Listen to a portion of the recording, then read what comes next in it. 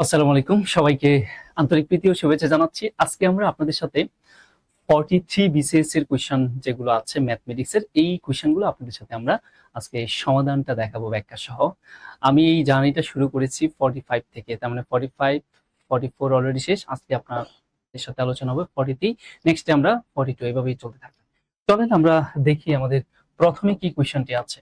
আমরা প্রথমে দেখতে পাচ্ছি লগারিদমের একটি কোয়েশ্চন, 2 টু দি পাওয়ার, এটা হচ্ছে 2 টু দি পাওয়ার লগ 2 ভিত্তিক 3 প্লাস লগ 2 ভিত্তিক 5 এর মানটা কত। হ্যাঁ, এটা 43 বিসিএস এর একদম স্পেশাল একটা কোয়েশ্চন ছিল। এর আগে কখনো কোনো চাকরি পরীক্ষায় লগের এই টাইপের কোয়েশ্চন আসে নাই। এটা ইন্টারমিডিয়েটে হায়ার ম্যাথের টপিক থেকে কোয়েশ্চনটা একদম এইভাবেই নিয়ে আসা। তার মানে এই কোয়েশ্চনটা করার আগে আপনার এই সূত্রটা একটু জানতে হবে। সেটা কি? 2 টু দি পাওয়ার, সাপোজ এরকম যদি বলা হয় যে a two the power a ভিত্তিক b, এমন টাইপের কোশ্চেন যদি থাকে, মানে এই যে ভিত্তিটা এবং লগের এই ভিত্তি পরস্পর যদি সেম থাকে, কেমন, এটা আরো ব্যাখ্যা আছে, ওইদিকে না গেলাম। সেম যদি থাকে তাহলে আর্গুমেন্টের পজিশনে যে থাকে সেই আনসার হয়। আশা করি বুঝতে পেরেছেন। এখন তার মতো করে যদি আমরা এখানে ক্যালকুলেশন করি, তাহলে দেখেন এই অংশটুকু সম্পূর্ণটাই হচ্ছে 2 এর পাওয়ার পজিশনে আছে, তার মানে এই 2টা ভিত্তি অবস্থায় আছে। তাহলে এ এর মতো করেই থাক। আমরা নরমালি এই অংশের ক্যালকুলেশনটুকু করি।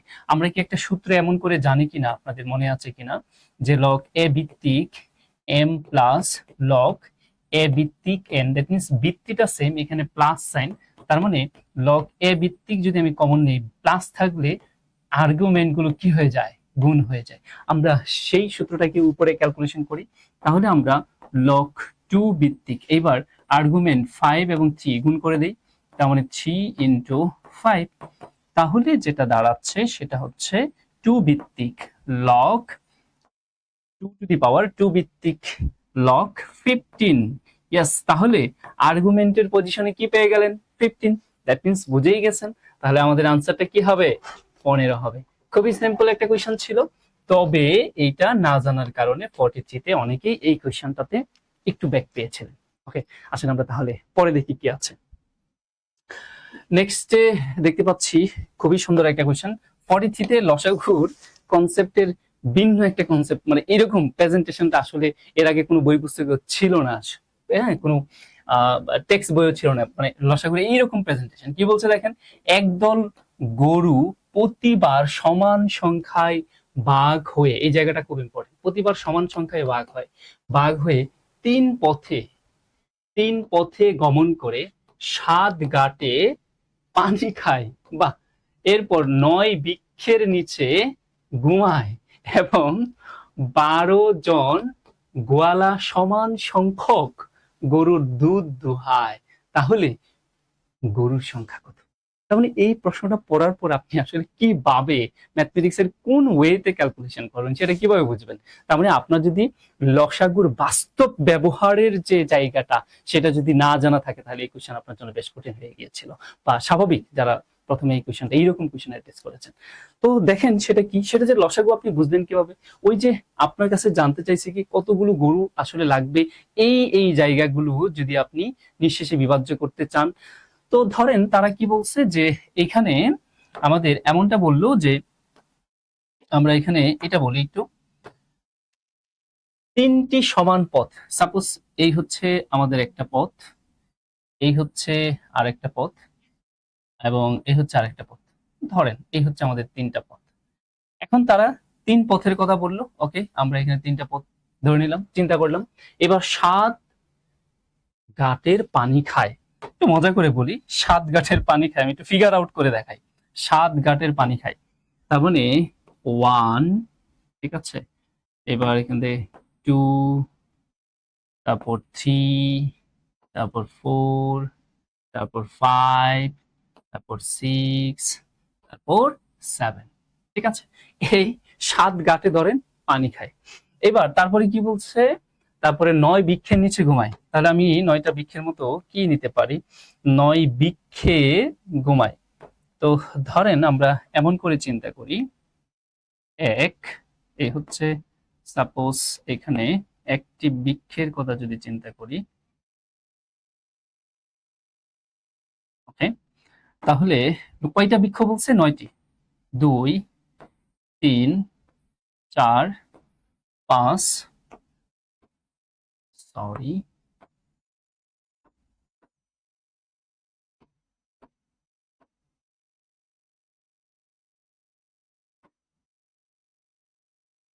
এখানে হলো কয়টা,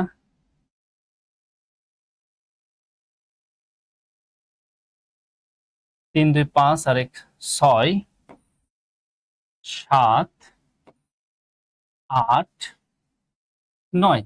এই ধরেন 9টা ঘাটে কি করে, 9টা ঘাটে পানি পান করে। ফাইন, এবার আসেন পরে আমরা দেখি কি বলছে। 9টি, ওকে 7টি গেল, তারপরে 9টি বৃক্ষের নিচে ঘুমায়। এবার 12 জন গোয়ালার সমান সংখ্যক, ওকে 12 জন গোয়ালার কথা চিন্তা করি।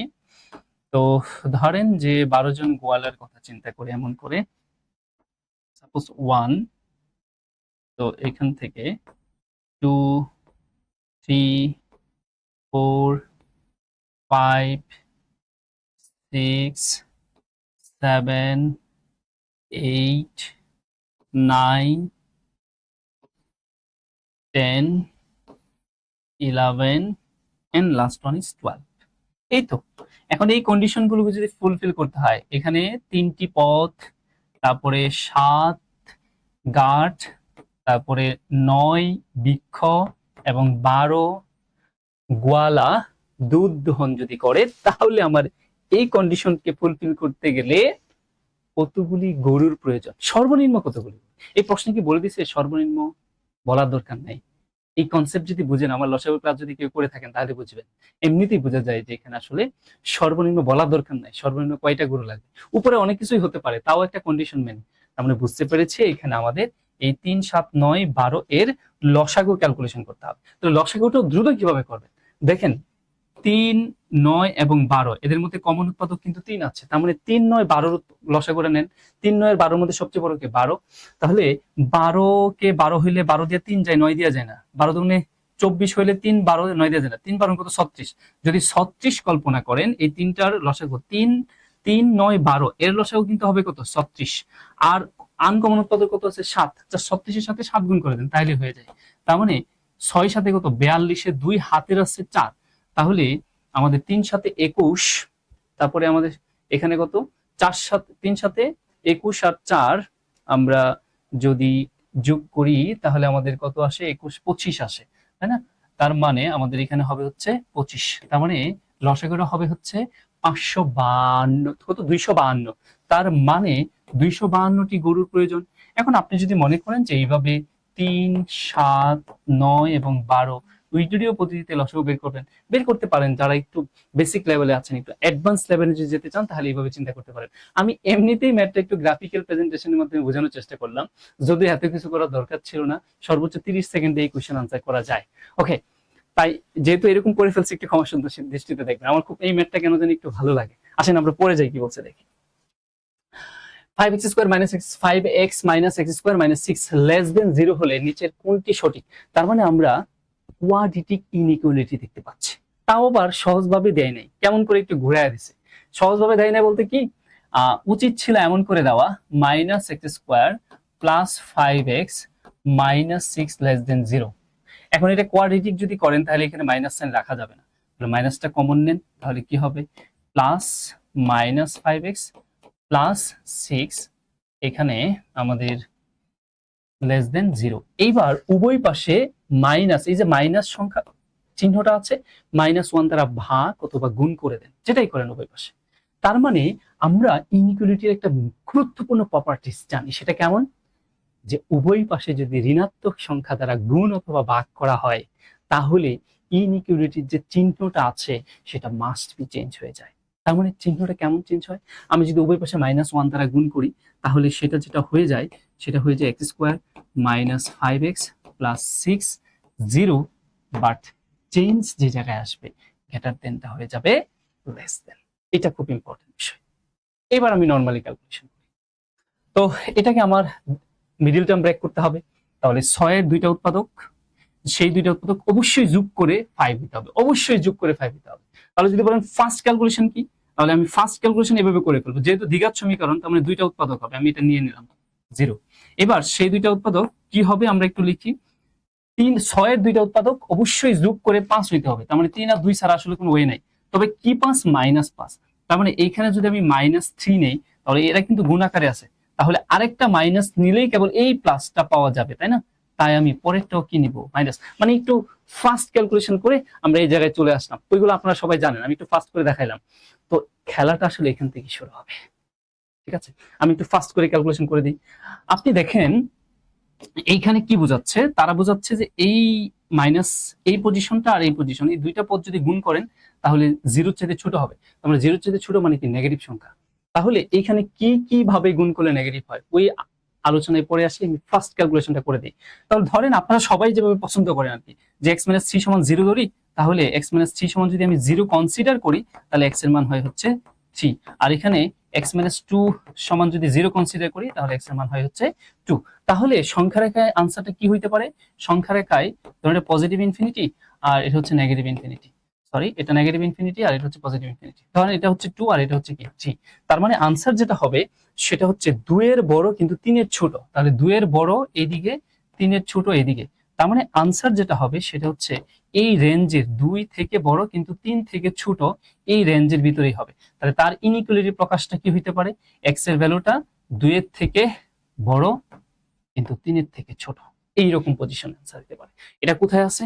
এটা আমরা দেখতে পাচ্ছি আমাদের এখানে দুই জায়গায় চলে আসছে। আসলে আমার এটা একটু ঠিক করে নিতে হবে, এটা হয়তো গ্রেটার দেন ছিল, ঠিক আছে? একটু প্রিন্টিং মিস্টেক হয়েছে, ঠিক আছে? যে কোনো একটা। তো ধরেন আমাদের এখানে কোনটা ফুলফিল করছে, অপশন ক এটা আনসার।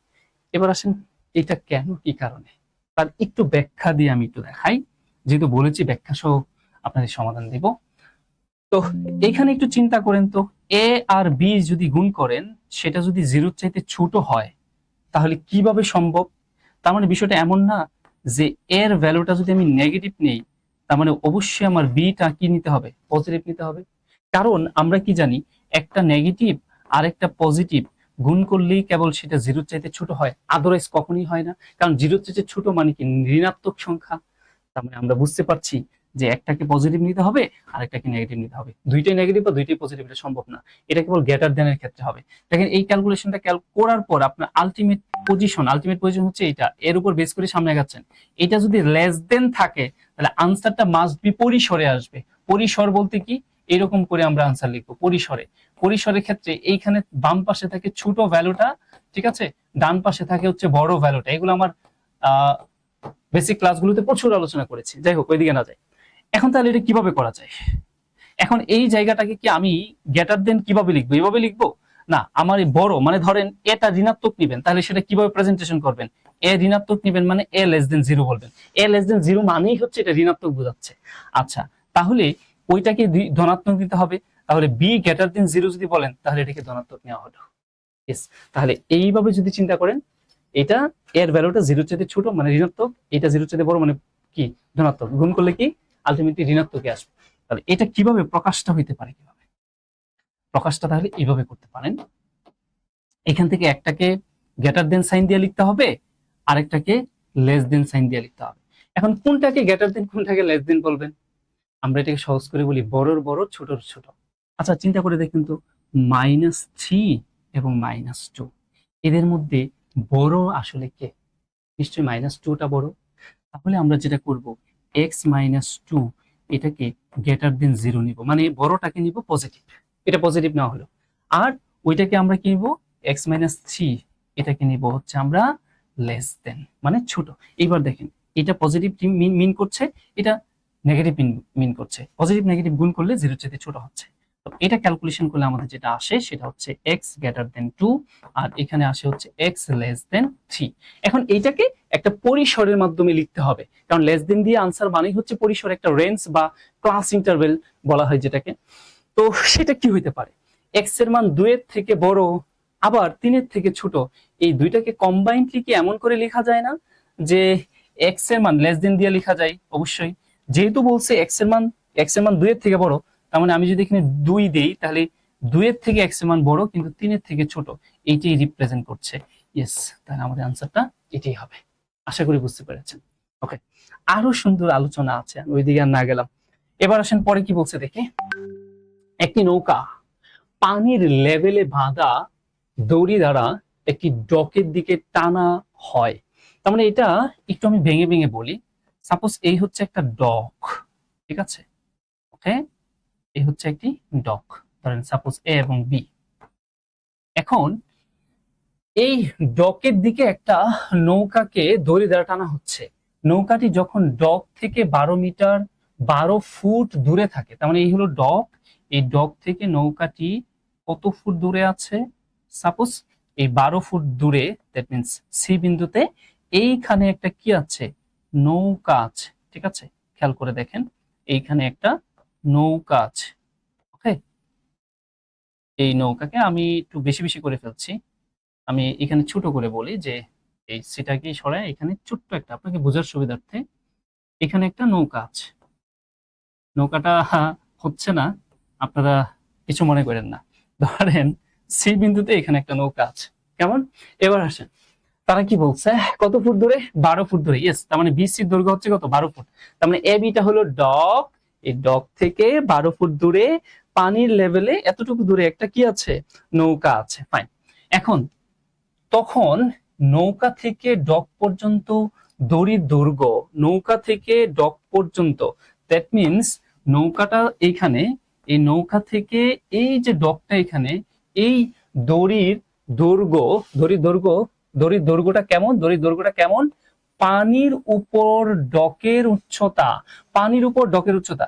তাহলে বি হচ্ছে পানি, এ হচ্ছে ডক, এখানে ডক আছে, ডকের উচ্চতা দ্বিগুণ, তার মানে উচ্চতার দ্বিগুণ। তাহলে উচ্চতাটাকে আমি ডকের এক্স ধরে নিলাম, এক্স এর দ্বিগুণের চেয়ে 3 ফুট লম্বা। তার মানে এই যে দড়িটা আছে না, এই নৌকা থেকে এই যে ডক পর্যন্ত দড়ি, সেই যে দড়িটা, তার উচ্চতা হবে ডকের দৈর্ঘ্য যা তার দ্বিগুণের থেকে কত ফুট বেশি? 3 ফুট বেশি। তাহলে ডকের উচ্চতা কত? দ্যাট মিনস এক্স এর ভ্যালুটা কত আমাদের কাছে সেটা জানতে চাওয়া হয়েছে। বুঝেই গেছি, this is a right triangle, এটা একটা সমকোণী ত্রিভুজ। আমার এই সমকোণী ত্রিভুজের ক্লাস যারা করেছেন তারা ইতিমধ্যে এই জাস্ট 12 দুষ্ট সংখ্যাটা দেখেই বুঝে গেছেন আনসার আসলে কি হবে। কারণ আমি অনেক বেসিক আলোচনা করে আপনাদের অনেক সুন্দর করে শিখিয়েছি 5, 12, 13-তে কেন কি কারণে সমকোণী ত্রিভুজ হয়। শুধু 5, 12, 13 না, 5-এর পরে বিজোড় সংখ্যা কত? হ্যাঁ, বিজোড় সংখ্যা 7, 7 যদি হয় তাহলে কেন 24, 25 সমকোণী ত্রিভুজ হয়? শুধু তাই না, 7-এর পরে বিজোড় সংখ্যা কত? 9, 9 যদি হয় একটা বাহু, তাহলে বাকি দুইটা বাহু কেন 40, 41 হইতে বাধ্য? এগুলো কেন কি কারণে? হ্যাঁ, একটা মুখস্থ করা লাগে না। ধরেন 9-এর পরে আমি বিজোড় সংখ্যাটা কত বলতে পারি? ধরেন 11 বললাম, তাহলে বাকি দুইটা বাহু কি হবে? 60 এবং 61 কেন কি কারণে হবে? বা উপরে আমি 3 বললাম, এগুলো আমার স্টুডেন্ট যারা তারা খুব ভালো করে জানেন, এরা জাস্ট দেখে অ্যান্সারটা করে ফেলবে। তার মানে কি দেখেন তো, এটা 12 আছে, তার মানে এটা যদি 12 হয় তাহলে অফকোর্স এটা 5, তাহলে এটা যদি 5 হয় তাহলে 5-এর দ্বিগুণ, তাহলে 5 দুগুণে কত? 10, তার সাথে 3 যোগ করলে আমাদের এখানে কত আসতেছে? 13। ইয়েস, তার মানে 5, 12, 13 দিয়ে সমকোণী ত্রিভুজ অঙ্কন করা যায়। তাহলে এই কন্ডিশন ফুলফিল হয়ে গেল, আর অপশনে কেবল 5ই আছে একবার একটা জায়গায়, ঠিক আছে না? তার মানে আমাদের আনসারটা কত? 5। এখন যারা এটা না জানেন তারা আসলে কি করবেন? তারা ওই যে সমকোণী ত্রিভুজের একদম বাচ্চাদের উপপাদ্য, যেটা আমি যেটা বলি আর কি, সেই দিন শেষ, সেই চিন্তা করার সময় শেষ। সেটা কি? 2x + 3 হোল স্কয়ার সমান x স্কয়ার + 12 স্কয়ার, ঠিক আছে? তো এই ক্যালকুলেশন করে তারপরে x এর মান বের করা 5 বেশ সময় সাপেক্ষ ব্যাপার। এই কোশ্চেনটা জাস্ট পড়ে সর্বোচ্চ 3 সেকেন্ডের মধ্যে অ্যান্সার করা হবে। জাস্ট পড়তে যে সময়টা লাগে তারপরে 2 সেকেন্ডের সিদ্ধান্ত। অপশনের দিকে তাকাবো, ওকে 12, 5, 12, 13, ইয়েস, তাহলে আমাদের 5 অ্যান্সার। কেন কি কারণে? এটা বেসিক ক্লাস না করলে আপনারা বুঝবেন না। আসেন আমরা পরে দেখি কি বলছে। এখানে আমরা সেটের একটা কোশ্চেন দেখতে পাচ্ছি। একটি সেট, এই সেটের উপাদান হচ্ছে x, x belongs to n, in মানে আপনার এখানে যেটা বোঝাচ্ছে সেটা ন্যাচারাল নাম্বার, ইন্টিজার, ওকে। এখন বলতেছে such that, যেন কি হবে? 2 থেকে ছোট x এর ভ্যালু কিন্তু 8 এর সমান। তাহলে এই তালিকা পদ্ধতিতে প্রকাশ করি, এটা গঠন পদ্ধতিতে আছে, তাহলে s এর উপাদান কি হবে? 2 এর থেকে বড় হবে। তাহলে এটা আবার ইন্টিজার, ইন্টিজার, তার মানে 2 এর থেকে বড় কি 3, সেটা আবার 4ও হইতে পারে, সেটা 5ও হইতে পারে, সেটা 6ও হইতে পারে, সেটা 7ও হইতে পারে এবং 8 পর্যন্ত, 8-এর সমান। এইগুলো আমরা বলতে পারি এ সেটের উপাদান। এবার আসেন বি সেটের উপাদান সম্পর্কে কি বলছে। বি সেটের উপাদান এক্স, এক্স হচ্ছে ইন্টিজার, আর এক্স কেমন হবে, এক্স বিজোড় সংখ্যা হবে, এবং বিজোড় সংখ্যা না শুধু 9 এর সমান। তার মানে বিজোড় সংখ্যা 9 পর্যন্ত কি আছে, আমাদের 1 বিজোড় সংখ্যা, আমাদের 3 বিজোড় সংখ্যা, আমাদের 5 বিজোড় সংখ্যা, আমাদের 7 বিজোড় সংখ্যা, আমাদের 9 বিজোড় সংখ্যা, এরপরে আর যাওয়া যাবে না। তার মানে এই হচ্ছে এ আর বি এর সেটের উপাদানগুলো। এবার কি জানতে চাইছে, এ ইন্টারসেকশন বি। তাহলে এ ইন্টারসেকশন বি এর ভ্যালু তো আমরা সবাই জানি, এটা কি আসলে, এটা হচ্ছে শুধুই দুইটা সেটের মধ্যে কমন উৎপাদকগুলো যেগুলো, সেইগুলো আসবে। তাহলে আমি আর না লিখে এক লাইনে উত্তরটা করে ফেলি। দেখি তো কি কি কমন আছে। এখানে 3 আছে এ সেটে, বি সেটেও 3 আছে, তার মানে 3 আসবে। 5 আছে এ সেটে, বি সেটেও 5 আছে, তার মানে 5 আসবে। 7 আছে এ সেটে, 7 বি সেটেও আছে, তার মানে 7 আসবে। আমরা না আর কিছু কমন পাচ্ছি না, তার মানে 357 এটি আনসার হবে। এটা কোথায় আছে, অপশন এ তে দেখতে পাচ্ছি। ইয়েস, তাহলে আমাদের আনসারটা কি হবে, অপশন ক। আশা করি বুঝতে পারছেন, ভেরি মাচ সিম্পল কোয়েশ্চেন, এটা নিয়ে আসলে বলার কিছু নেই। নেক্সট আসি কি বলছে, একটি অনুষ্ঠানে কিছু লোক উপস্থিত ছিল, ফাইন, তারা কেবল একজন, মাত্র একজনের সাথে একবার করমর্দন হ্যান্ডশেক করতে পারবে, ফাইন। যদি করমর্দনের সংখ্যা 300 হয় তাহলে ওই অনুষ্ঠানে কতজন লোক ছিল। ইয়েস, এটাকে আমরা বলে থাকি কম্বিনেশনের কোয়েশ্চেন।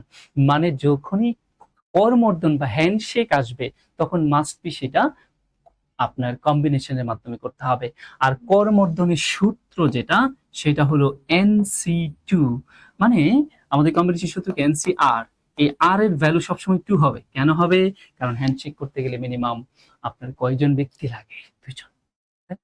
এবার বলছে যে হ্যান্ডশেকের সংখ্যাটা হবে কত, যদি করমর্দনের সংখ্যা 300 হয়, তার মানে এইটা ক্যালকুলেশন করলে যে রেজাল্টটা হবে সেটাই হচ্ছে 300। তার মানে এটাই হচ্ছে আমাদের এখানে মোট নাম্বার অফ হ্যান্ডশেক। এখন জানতে চাইছে মানুষের সংখ্যা কত, দ্যাট মিন্স আপনার কাছে আসলে কি জানতে চেয়েছে জানেন, এই এন এর ভ্যালুটা কত সেটা জানতে চেয়েছে। আমি ক্যালকুলেশন করি, সেটা কি হবে, আমরা এটাকে যদি নরমালি ক্যালকুলেশন করি, আর এর মান হচ্ছে কত 2, তাহলে উপরে 2 ঘর যাইতে হবে। 2 ঘর মানে আমি যেটা জানি আর কি, ফ্যাক্টরিয়াল এর ক্ষেত্রে 1 কমে কমে যেতে হয়। তাহলে আমার 2 ঘর n, পরেরটা হবে n-1 ইকুয়াল এখানে 300। এবার আমরা আর গুণ করি, আর এটা গুণ করে দিই, এটা একটা কোয়াড্রেটিক ইকুয়েশন হবে। তাহলে n square minus n equal 3 দুগুণে 6। তাহলে আমাদের বেসিক ক্যালকুলেশনটা আমি দেখাচ্ছি, n square minus n minus 600 equal 0।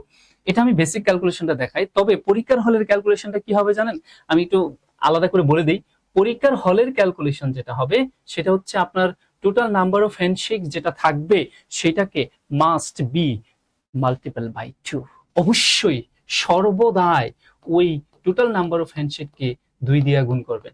যে গুণফলটা পাবেন সেই গুণফলের পর পর দুইটা উৎপাদক, পর পর দুইটা উৎপাদক মানে কি, এক পার্থক্য করে দুইটা উৎপাদক। আর সেই দুইটা কি হতে পারে, ধরেন এখানে 25 আর 24 যদি আপনি গুণ করেন তাহলে 4 5 20 শূন্য, তার মানে 600 হয়। এর মধ্যে বড় যে উৎপাদকটা, অবশ্যই পরপর এক পার্থক্য রেখে উৎপাদক হইতে হবে, বড় যে উৎপাদকটা সেটাই আনসার হবে। এখন যারা বুঝেন নাই যে এটা কেন হবে, মানে না বুঝে শর্টকাট মুখস্থ করেন, তাদের জন্য আসেন আমরা এবার একটু সামনের দিকে যাই। প্রথম ব্যাখ্যা দিই কেন দ্বিগুণ হবে, আর সেই দ্বিগুণ মাস্ট বি হবে, কারণ করমর্দনের ক্ষেত্রে 2 জন ব্যক্তি লাগে না, তার মানে এখানে 2, এই 2 আলটিমেটলি 3 সাথে আর করে গুণ হচ্ছে না। ইয়েস, আবার দেখেন এই জায়গায় কি আমার শুধুই n, আমি যদি চিন্তা করি শুধুই n না, তার মানে 1। তাহলে কি এই 600 দুইটা উৎপাদক এক পার্থক্য করে, এই জন্যই বলেছিলাম ডাবল করে এক পার্থক্য রেখে দুইটা পরপর উৎপাদক, এর মধ্যে বড় উৎপাদকটা অ্যান্সার। এবার আসলে আমরা ক্যালকুলেশন করি, তাহলে আমাদের উৎপাদকগুলি কি হইতে পারে, একটা n স্কয়ার মাইনাস n, যেহেতু বড় উৎপাদক আগে মাইনাস রাখি, তাহলে 25 এখানে কি n, তারপরে প্লাস 24n, ঠিক আছে, মাইনাস 600 ইকুয়াল এখানে কি 0। এইবার আমরা পরের ক্যালকুলেশনটুকুতে আসি। তারপরে যেটা হবে সেটা হচ্ছে আমরা এখানে n কমন নিয়ে নিই, তাহলে আমাদের থাকবে হচ্ছে n মাইনাস 25। আবার প্লাস 24 কমন নেই, তাহলে থাকবে হচ্ছে n মাইনাস 25 ইকুয়াল 0। এবার আমরা যদি ক্যালকুলেশন করি n মাইনাস 25 কমন নিলে n প্লাস 24 ইকুয়াল এখানে 0। তাহলে আমরা এখানে বলতে পারি, আমরা জানি a আর b এর গুণফল যদি 0 হয় তাহলে a সমানও 0 হয়, আবার b সমানও 0, এটা লেখা যায়। তাহলে আমরা বলতে পারি হয় কি হয়, n মাইনাস 25 ইকুয়াল 0, অথবা অথবা n প্লাস 24 ইকুয়াল 0। তাহলে এখানে আমরা বলতে পারি n ইকুয়াল 25, আর এখানে আমরা বলতে পারি n নট ইকুয়াল মাইনাস 24, কারণ মানুষের সংখ্যা ঋণাত্মক হতে পারে না। এই জন্যই তো আপনাদের বলেছিলাম যে বড় উৎপাদকটা কি হবে, আনসার হবে। তার মানে টোটাল নাম্বার অফ পিপল বা লোক সংখ্যা কয়জন, 25 জন। আশা করি বেসিকটাও বুঝলেন এবং ফাস্ট ক্যালকুলেশন বা স্মার্ট ক্যালকুলেশন যেটা, সেটাও বুঝছেন। সুতরাং শর্টকাটের পিছে দৌড়ায়েন না, আপনার ব্রেনটাকে গার্বেজ বানায়েন না দয়া করে, ঠিক আছে? বেসিকটা বুঝেন, সময় লাগুক, আপনাকে অবশ্যই সময় নিয়েই আপনার আসতে হবে পরীক্ষার হলে এইরকম একটা কম্পিটিটিভ এক্সামে। এবার দেখেন, আমরা সূচকের একটা কোশ্চেন দেখতে পাচ্ছি। এখানে কি বলছে, 4 to the power x plus 4 to the power 1 minus x সমান 4 হলে এক্স এর ভ্যালু কত? ভাই বিশ্বাস করেন, এই যে কোশ্চেনটা, এটা কেবল আপনাকে পরীক্ষায় দিছে নরমাল ক্যালকুলেশন করে আনসার বের করার জন্য না, এটা অবশ্যই অপশন টেস্ট করে দিতে হবে, কারণ নরমালি ক্যালকুলেশন করতে গেলে ব্যাপক সময়ের দরকার। কেমন, আমি ওইটাও দেখাচ্ছি। ধরেন যে আমি ক অপশনটাকে এক্স এর ভ্যালু চিন্তা করি, তাহলে যে জায়গায় এক্স আছে সেই জায়গায় হাফ বসাই, 4 1 মাইনাস হাফ, উভয় পাশ দেখি 4 করা যায় কিনা। তাহলে এটাকে আমরা লিখতে পারি এমন করে, 4 স্কোয়ার ইন্টু 1/2 আগে থেকে ছিল, আর 4 স্কোয়ার 1 থেকে হাফ বিয়োগ করলে 1/2 হয়। এবার দেখি উভয় পাশ 4 হয় কিনা, এইটু এইটু এইটু এইটু কেটে দেই, তাহলে এখানে 2 প্লাস 2 ইকুয়াল 4। ইয়েস, হয়ে গেল। তার মানে আমরা বলতেই পারি অপশন এ মাইনাস এখানে ক যেটা আছে এক্স এর ভ্যালু হাফ, এটি আনসার। এইবার আসেন, এটা কেন বলেছিলাম অপশন টেস্ট করে করবেন, চলেন দেখি। এটাকে যদি আমি ফুললি ক্যালকুলেশন করতে যাই তাহলে কি ভয়ানক অবস্থা তৈরি হয়, দেখেন কত সময়ের ব্যাপার। এখানে আমরা লিখতে পারি 4 টু দি পাওয়ার এক্স, এটাকে ভেঙে লিখি 4 টু দি পাওয়ার 1, আর ইন্টু মাইনাস থাকলে 1/1, এটা আমরা সূচকের প্রপার্টিস এটা জানি, সমান এখানে 4। একটা কাজ করি, এখানে আমরা ধরে নিই, হ্যাঁ ধরে নিই যে এখানে 4 to the power x same আছে, 4 to the power x same আছে, তাহলে 4 টু দি পাওয়ার এক্স এর একটা ভ্যালু ধরে নিই, সাপোজ এ ধরে নিলাম। তাহলে এখানে আমরা কি বলতে পারি, এ প্লাস এখানে 4/a সমান 4।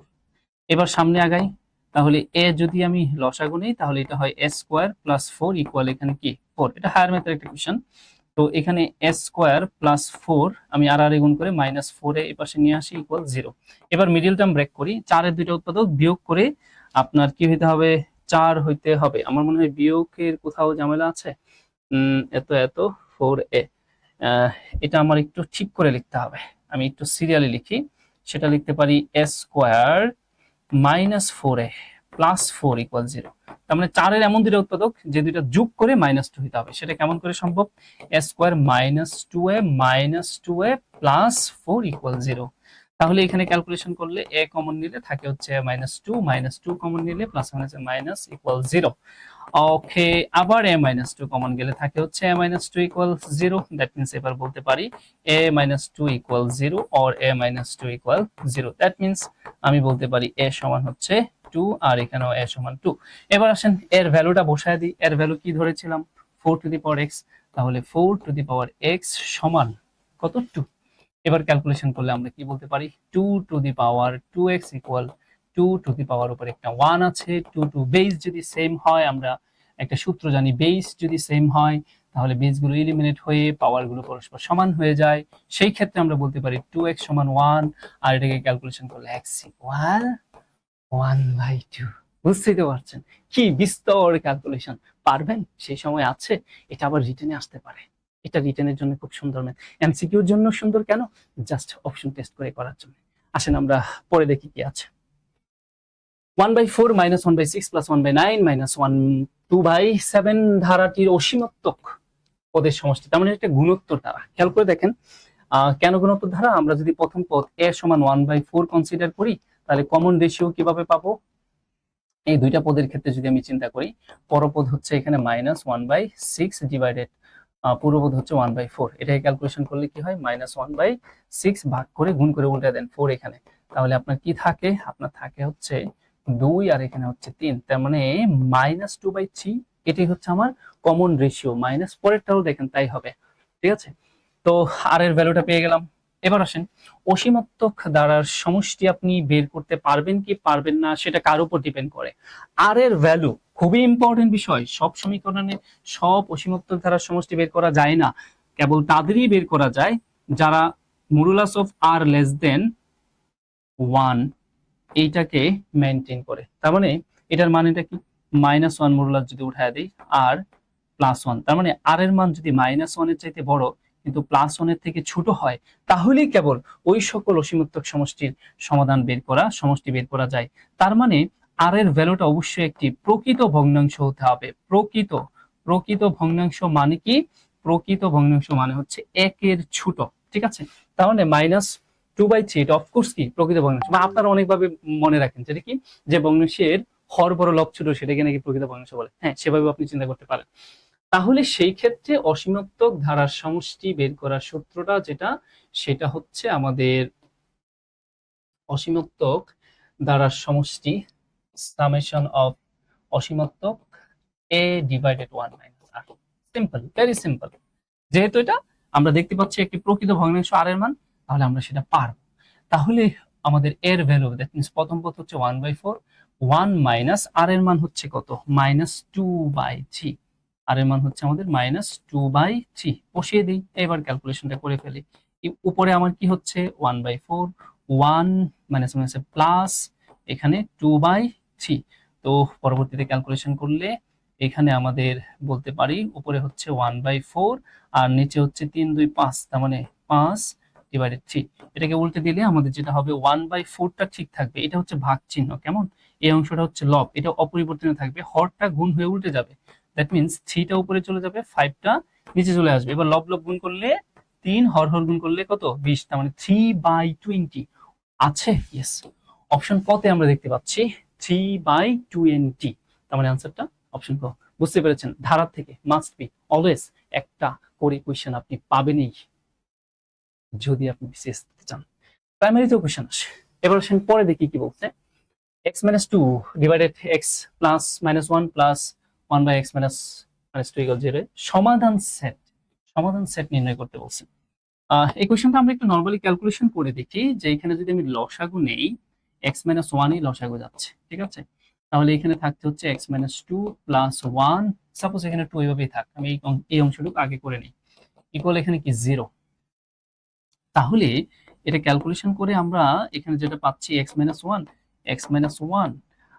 -2 ইকুয়াল 0, এটা ভাগ হয়ে চলে গেলে থাকে হচ্ছে এখানে আমাদের 1 -2 ইকুয়াল 0।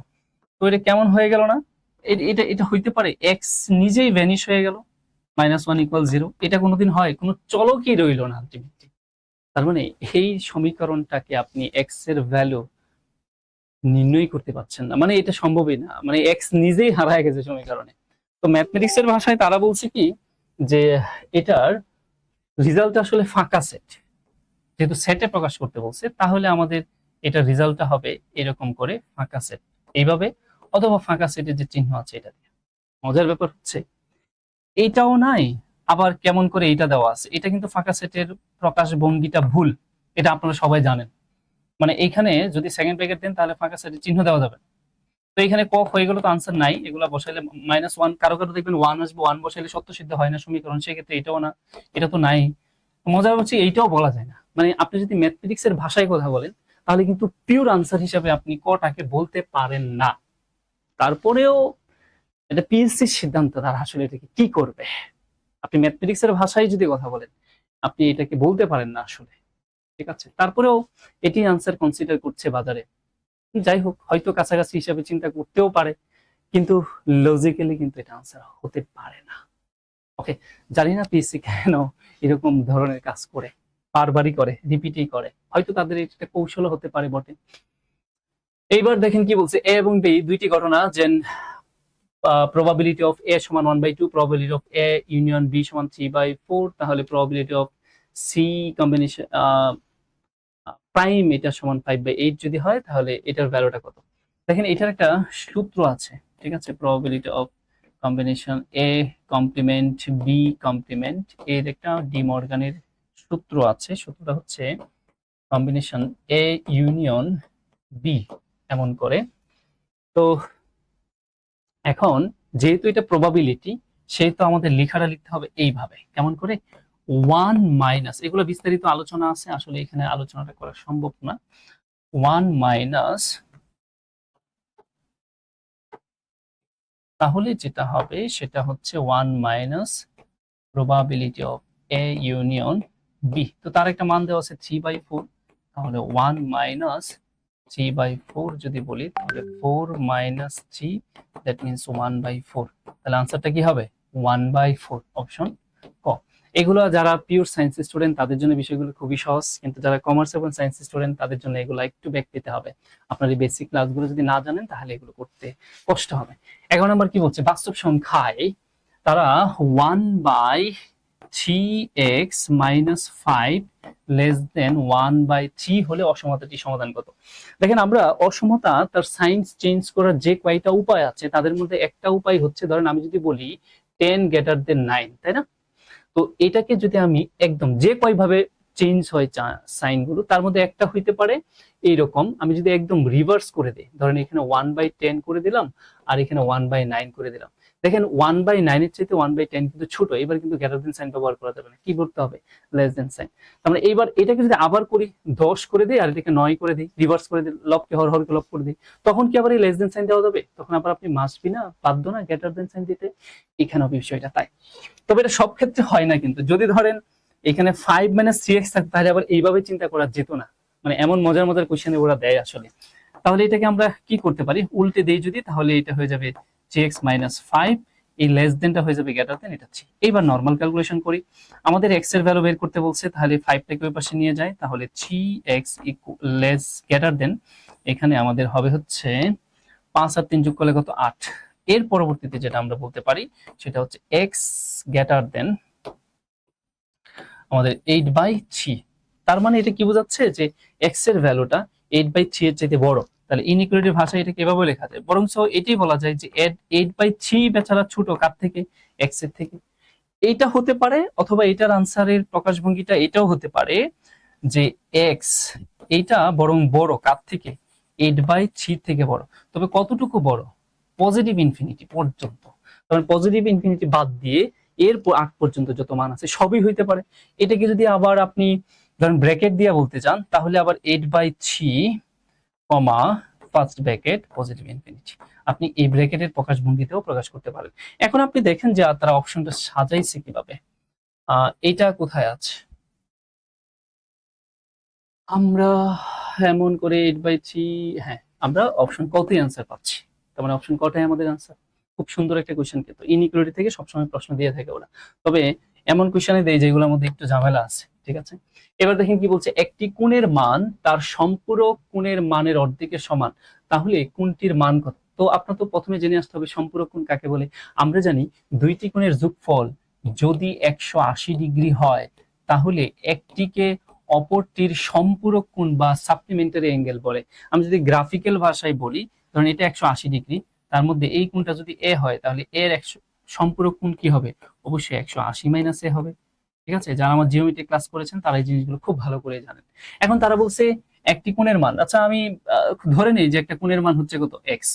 একটি কোণের মান মানে যেভাবে তারা প্রশ্নটা বলছে আমি সেভাবেই সমীকরণটা সাজাই, কোনো অ্যাডভান্স ক্যালকুলেশন না করে। তা বলছে একটি কোণের মান তার সম্পূরক কোণের মানের অর্ধেক, তার মানে তার সম্পূরক কোণ মানে কত? 180 মাইনাস এক্স, এর অর্ধেকের সমান, অর্ধেকের সমান, অর্ধেকের সমান এটা। এখন তারা বলতেছে তাহলে কোণের মানটা কত? মানে আমি না একটু অ্যাডভান্স করি নাই, আমি কি করছি? প্রশ্নের মতো করে সমীকরণ দাঁড় করেছি। তাহলে এটাকে যদি আমি ক্যালকুলেশন করি, তাহলে যেটা বলতে পারি সেটা হচ্ছে এখানে আর গুণ করলে এটা 2x হবে, আর এখানে 180 মাইনাস এক্স, এই এক্সটা এই পাশে চলে আসলে 3x হয়ে যাবে, আর এখানে 180, অতএব 180 ডিগ্রি। এগুলো ডিগ্রি ইত্যাদি এগুলো ডিগ্রি দিতে পারে। ওকে ফাইন, যেটাই হোক। এবার 3 6 কত 18, অতএব এক্স এর যে ভ্যালুটা পাচ্ছি সেটা হচ্ছে কত ডিগ্রি, 60 ডিগ্রি। এখন যারা অ্যাডভান্স তারা এটাকে এভাবে বলতে পারে যেহেতু হাফ, তার মানে এক্স প্লাস 2x এর ভ্যালুই কত 180 ডিগ্রি, অতএব এক্স এর ভ্যালু কত 60 ডিগ্রি। এরকম করে আরো হয়ে আছে, আমি একটু একদম অ্যামেচার যারা তাদের জন্য একদম সহজ করে বললাম। এবার নেক্সট আসেন কি বলছে, 20% যৌগিক মুনাফায় মূলধন কত 10,000 টাকা 2 বছরের জন্য বিনিয়োগ করা হলো, যদি যৌগিক মুনাফা অর্ধ বছর, খুব ইম্পর্টেন্ট কথা, অর্ধ বছর ধরা হয় তাহলে চক্রবৃদ্ধি মূলধন কত। দেখেন চক্রবৃদ্ধির অরিজিনাল সূত্রটা কিন্তু এটা, C equal P into 1+r/100 into এখানে একটা এম হবে whole to the power N into M.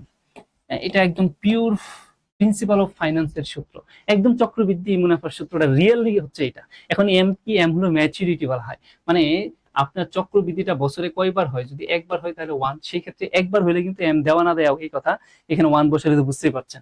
যদি আপনার সেমি অ্যানুয়ালি বা ষান্মাসিক হয় বা অর্ধ বছর হয় তখন এন এর মান হয় 2, যদি কোয়ার্টারলি হয় মানে 3 মাস পর পর হয় তাহলে 12 মাসের মধ্যে কতবার রিভাইজ হচ্ছে, 4বার রিভাইজ হচ্ছে ইত্যাদি। তো বিষয়টা এটাই, আমাদের এখানে প্রিন্সিপাল কত দেওয়া আছে, 10,000 টাকা দেওয়া আছে, ফাইন। এবার 1 প্লাস কয় পার্সেন্ট হারে সুদ, 20%, তার মানে 20/100, অর্ধ বছর তার মানে এম এর মান 2, আর এখানে কয় বছর, 2 বছর, আর এম এর মান 2। এই তো চক্রবৃদ্ধি মূলধন বের করতে বলছে। এখন এটাকে যদি আমরা ক্যালকুলেশন করি তাহলে যেটা পাচ্ছি সেটা হচ্ছে আমাদের এখানে ধরেন আমরা এটা কেটে দিই, এই 2 2 কেটে দিই, তাহলে এখানে 10,000 আছে, আর ভয় পাওয়ার কিছু নেই, নর্মালি ক্যালকুলেশন করে যায়, এখানে 10 আর এখানে কত 11, তার উপরে পাওয়ারটা আসলে কত আছে, তার উপরে পাওয়ারটা আছে হচ্ছে 4, তাহলে আমরা একটু ছোট করে লিখি 11/10, তার উপরে 2 গুণে 4, ঠিক আছে। তো এটাকে আমরা একটা কাজ করতে পারি, এখানে 10,000 আর আর এখানে আলাদা করে 11 এর উপরে পাওয়ারটা দিয়ে নেই, কেমন, পাওয়ারটা দিয়ে নেই, আর এখানে আমরা যেটা করতে পারি সেটা হচ্ছে 10 এর উপরে পাওয়ার 4, মানে এটাকে আমরা বলতে পারি 1 এর পরে 4টা শূন্য দিলেই হয়ে যায়, তার মানে 10 এর উপরে পাওয়ার 4, তাহলে 1 এর পরে 4টা শূন্য, এই 4 শূন্য এই 4 শূন্য কাটা গেল, তাহলে কি পাচ্ছি 11 টু দি পাওয়ার 4। এটাকে আর সমাধান করতে বলে নাই, তাহলে ওইভাবে রাখছে, আপনিও বেঁচে গেলেন, তাহলে আমাদের আনসারটা কত, 11 two the power 4। Okay, next ওয়ানে আসি আমরা। কি বলছে, এক্স এর মান যদি 4 স্কয়ার রুট 4 এবং 3 প্লাস হয় তাহলে এক্স, এগুলো খুব সহজ কোশ্চেন। তাহলে 1/x এর ভ্যালুটা আমার লাগবে, সেটা আমরা জানি 4 মাইনাস রুট 3 হবে, তাহলে যেহেতু প্লাস তাহলে x প্লাস 1/x এর ভ্যালুটা লাগবে, তার মানে square root of 4 plus square root of 3 plus square root of 4 minus square root of 3, এটা কাটা গেল, 2 স্কয়ার রুট অফ 4। এবার x cube plus 1/x cube এর মান বসায় দিলে হয়, তো আমরা জানি কি a plus b whole cube ইত্যাদি বসায় দিলেই হয়, তার মানে a plus b whole cube minus 3ab into a plus b, তো এটা করলেই মেবি হয়ে যাবে, তার মানে 2 root 4 whole cube minus x কাটা গেলে 3, এখানে হচ্ছে 4। তাহলে আমাদের